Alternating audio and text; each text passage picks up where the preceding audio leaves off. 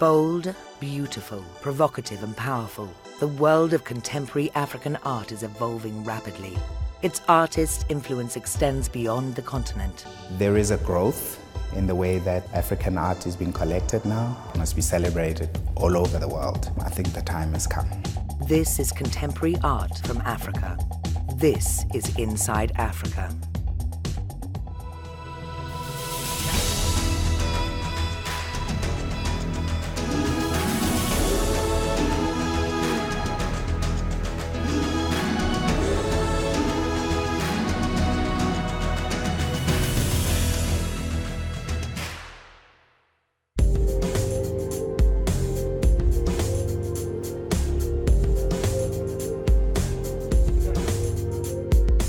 African art shouldn't be getting a label because it's African art. African art is art. But on the other side, African art is also important because it is our stories, it is our history. It is us reflecting on the aesthetics that are very different to anywhere else in the world. An entrepreneur by trade, Manda Sebeko, the director of Africa's first international art fair, is committed to expanding the borders of African art well beyond South Africa. The FNB Joburg Art Fair, its main purpose has been to celebrate African art, to really bring together the industry, galleries, the artists, just the whole ecosystem in one room, and collectors. And we position South Africa as a whole as a major destination for art, contemporary art scene. Modern African art has always been exhibited in galleries and art fairs around the world, but not as much on the continent itself. And the FNB Joburg Art Fair set out to change that. The FNB Joburg Art Fair was started 11 years ago. At the time, most people were very pessimistic that it would not even thrive or succeed beyond 2 to 3 years. The art fair is not only a Johannesburg-based art fair, it's an art fair that represents we Pan-African. So our approach is to bring as many art galleries and as many artists from the continent. Today, it reportedly offers the largest collection of African contemporary art to buy and view under one roof. Since inception, it has hosted exhibitors from 19 countries, including 11 African countries.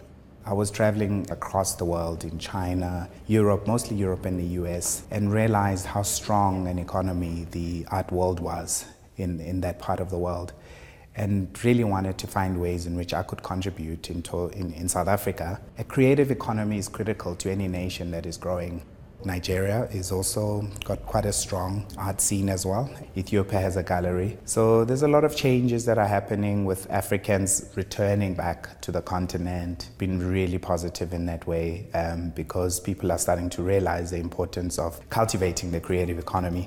We do need to grow the collector base. We do need more people to support. We do need Africans to really start buying African art. And there is no shortage of exceptional talent in Africa.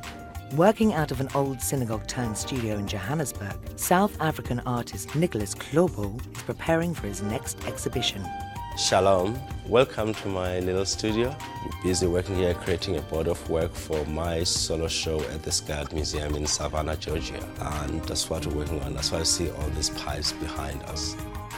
The best way I can say expresses my identity in my work is not necessarily the objects.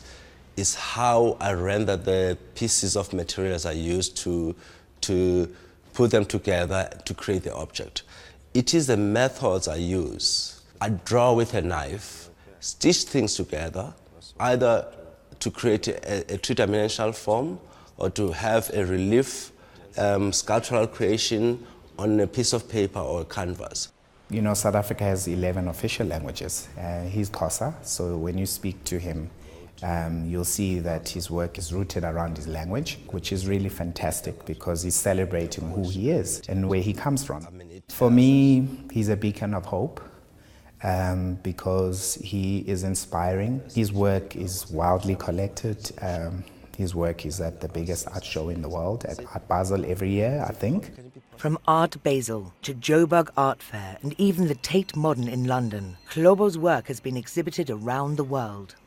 Everyone was very curious and eager to see what South Africa is going to cook. I think we've got a wonderful opportunity because the world now has started looking Because before, when I was still young, everything was focused on the Western world.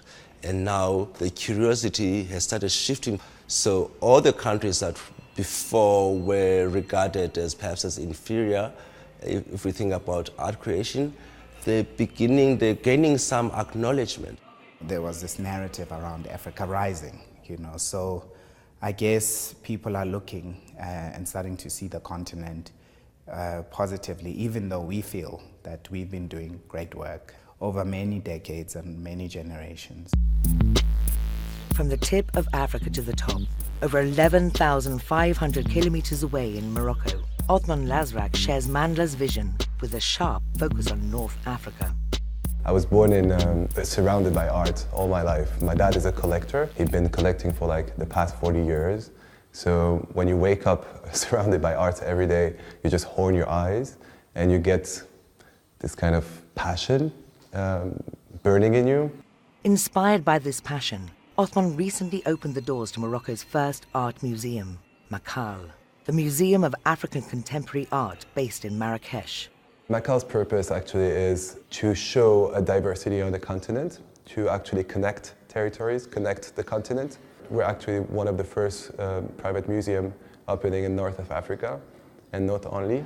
I think Makal is that platform that a lot of Moroccans and a lot of Africans would like to have. It's a platform in their continent where they can show their art from the continent by Africans and in Africa.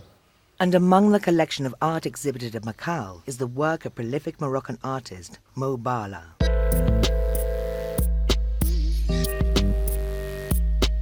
So this artist is Mo Bala. He's a Marrakesh-based artist. He's a young artist. He's a self-taught artist, actually. He discovered art while he was working as a shepherd, and he actually walked from 2 cities in Morocco and had a very crazy life. He discovered the art through words and through imaginative creatures, and he kind of had this very strong message and wrote them on big panels, kind of propagandas. And when you read it and when you see it from far, you feel like it's a kid's drawing.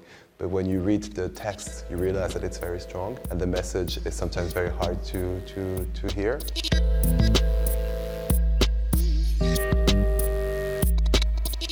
Working from his home studio in Marrakesh, Mo Bala is a self-taught artist who works with drawing, painting, graffiti and collage.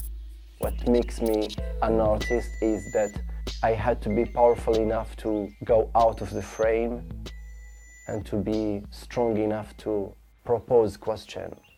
The first question is who I am, where I belong. I am Moroccan, I am Arab, I am Berber, I'm Azeri, and what is my condition in the world?